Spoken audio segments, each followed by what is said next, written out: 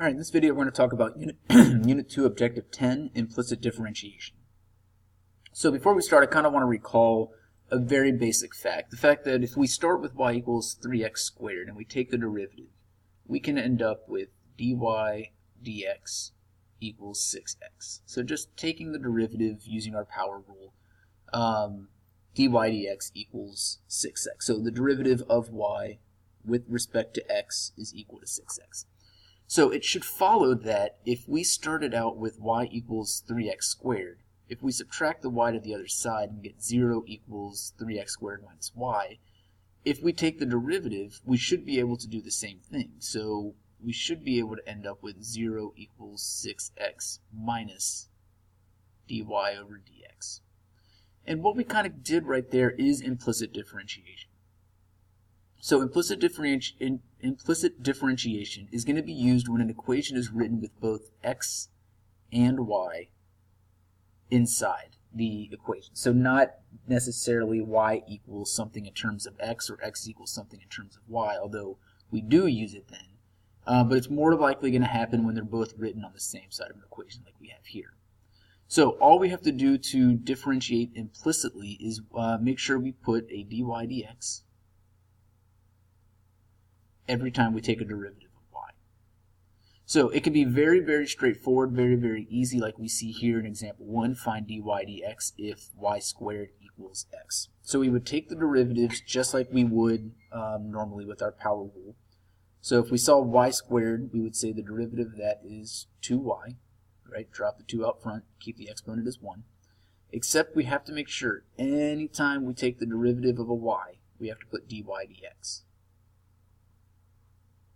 So it's not 2y, but it's 2y dy dx equals the derivative of x is just 1. Now, we haven't found dy dx yet. We know what 2y dy dx is, so we have to divide by 2y on each side. And we'll get dy dx is equal to 1 over 2y. Now, the question usually comes up, why don't we put dx in there? So it kind of depends, or it comes down to what this dy dx means. It means the derivative of y with respect to x. So if we took the derivative of x, it would be the derivative of x with respect to x. So we have dx over dx, which is something divided by itself, which is just 1. So really there's a phantom dx every time we take the derivative of an x. So this could be 1 dx. But since dx is just 1, it's 1 times 1, and we're just going to keep it as the derivative of x. So with implicit differentiation, we just have to make sure we're putting our dy dx's in. We don't need the dx. So let's look at a few more examples because there are things that can get weird when we have to solve implicit differentiation problems. So the first thing that can happen is like this one here. If there are multiple y's, we're going to have to do a little bit more work to get dy dx. But it's going to start out the same way. So we're going to take the derivative of 2y, which is just going to be 2, and then put our dy dx, because we took the derivative of a y, equals, take the derivative of x squared, which is 2x, plus take the derivative of sine of y. So sine of y is u prime cosine u. U prime is here, so the derivative of y is just 1 dy dx. And then we have the cosine y. So in the last problem we had just 1 dy dx that we had to deal with. Now we have 2.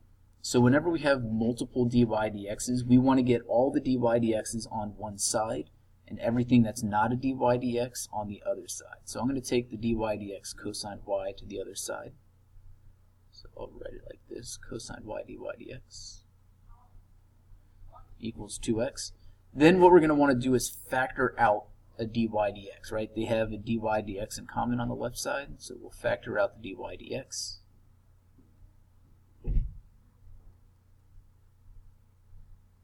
And then we solve for dy dx. So we're just going to divide by 2 minus cosine y. So dy dx is going to be equal to 2x over 2 minus cosine of y.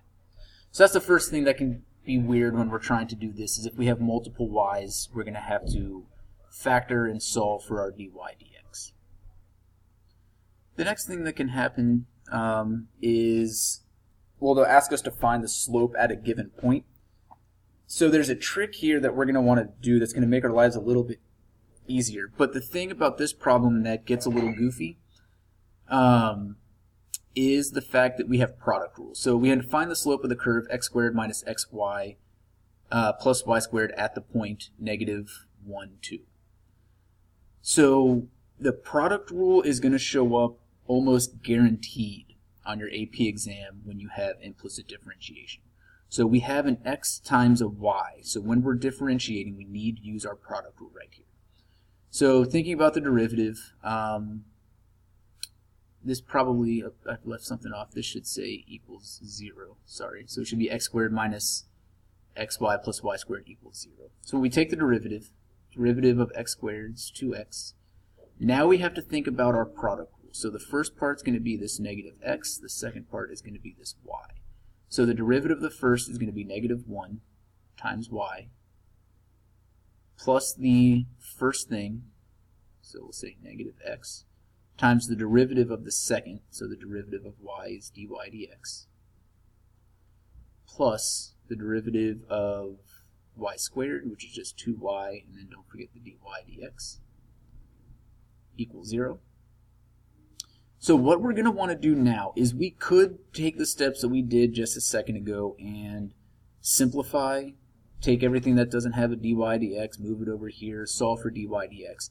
But since they want this at a point, we can plug in the negative 1, 2 right now, and it's going to make our simplification a little bit easier. So we want to automatically, right away, plug in the points that they gave us.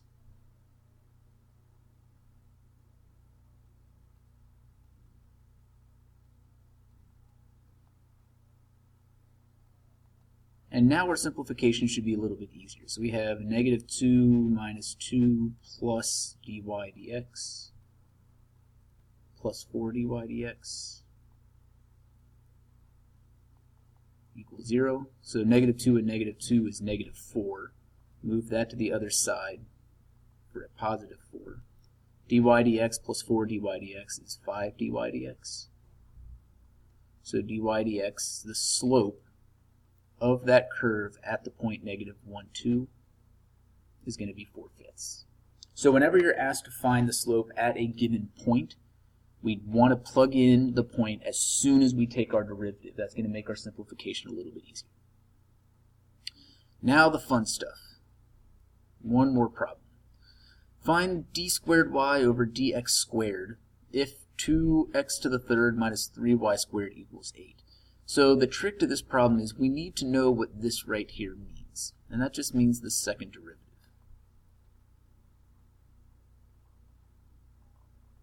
So how you would read that is the second derivative of y with respect to x twice. So that's what we're looking at here, the second derivative. So to find the second derivative, a good place to start is the first derivative. So take the first derivative, we're going to get 6x squared minus 6y dy dx equals 0, because the derivative of 8, it's a constant, is going to be 0. That's one thing that a lot of people are going to forget to do, is take the derivative of both sides to make sure that we actually take the derivative of that 8 to get 0. So we haven't really solved for the first derivative yet because we don't know what dy dx is, so let's subtract 6x squared, so negative 6y dy dx equals negative 6x squared. Go ahead and divide by negative 6y. So dy dx is going to be equal to x squared over y. So that's our first derivative, x squared over y. To find the second derivative, we just take the derivative of that. So the second derivative of y with respect to x twice is going to be equal to, well, we have quotient rule. So low y, d high 2x, minus high d low. So the derivative of y is just going to be 1 dy dx all over low squared, so it's going to be y squared in the bottom. So the problem is we are not allowed to keep this in terms of dy dx.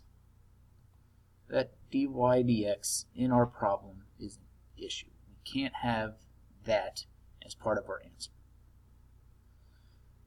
So what we have to do is go back a step and remember that we said that dy dx is x squared over y. So we want to substitute that back into our problem. So 2xy minus x squared times x squared over y, all over y squared.